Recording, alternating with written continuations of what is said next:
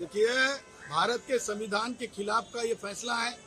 ये जो motor vehicle act है और महाराष्ट्र के अपने रूल्स है, उसके विरोध में जाके फैसला है। और मैं तो कहूँगा इस चीज़ का हम विरोध भी करेंगे। रिक्शे वाले भाई के ऊपर अगर कोई गंदी नज़र से उठा के भी नज़र देखेगा तो पुरजोर कानून की भाषा में हम है ना उसका पूरा पीछा करेंगे। फिर वो राज ठाकरे का बेटा हो या कोई भी हो, उसने आज शरारत की है, कहा है कि मारपीट करेंगे। हम ये कहना चाहते हैं उस बच्चे से कि बेटा अपने बापू के कहने के ऊपर जाके कुछ गलत मत कर बैठ जाना। कानून के हाथ बड़े लंबे होते हैं। फिर राज ठाकरे की औलाद हो या कोई भी हो, कानून से कोई बच नहीं सकता। रही बात, जब तक के शिवसेना जो शिंदे साहब की पार्टी है, उनके अपने पार्टी में से भी विरोध होते हुए दिख रहा है।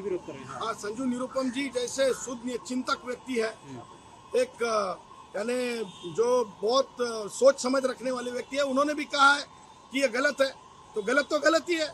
तो आईने में झांक के देखे परिवहन मंत्री प्रताप सरनाईक जी, ये तो नहीं है ना कि कुछ और प्रताप सरनाईक जी का कुछ चल रहा है और प्रताप सरनाईक जी कुछ और बताने का कोशिश करके लोगों का ध्यान भटकाने का कोशिश कर रहे हैं।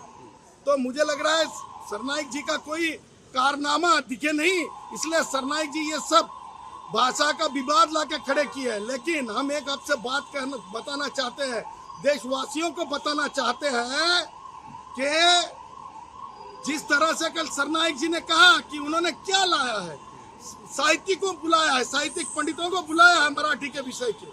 लेकिन हम बताना चाहते हैं जो संत साहित्य का अभ्यास करते हैं, जो भगवान बाबा से संबंधित साहित्य का अभ्यास करते हैं, जो बंजारा साहित्य यानी जो गोरमाटी भाषा है उसका अभ्यास करते हैं, पाली भाषा का अभ्यास करते हैं, विभिन्न भाषा के जो अपने अपने धर्म के पंडित है, वो संतों से संबंधित है। उन्होंने कहा कि संविधान में यही कहा है कि जबरदस्ती नहीं हो सकती, और संत साहित्य में भी यही कहा है, संत साहित्य में, कि तुम किसी को मार के तुम किसी को ये नहीं कह सकते, बुलवा सकते हो।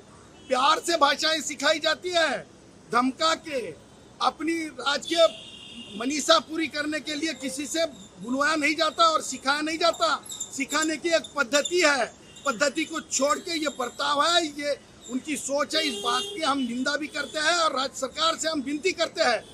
और अधिकारी, आला अधिकारियों ने भी हमको कहा है ट्रांसपोर्ट डिपार्टमेंट के कि इस तरह से किसी का भी लाइसेंस और बैच वो कैंसिल नहीं कर पाएंगे।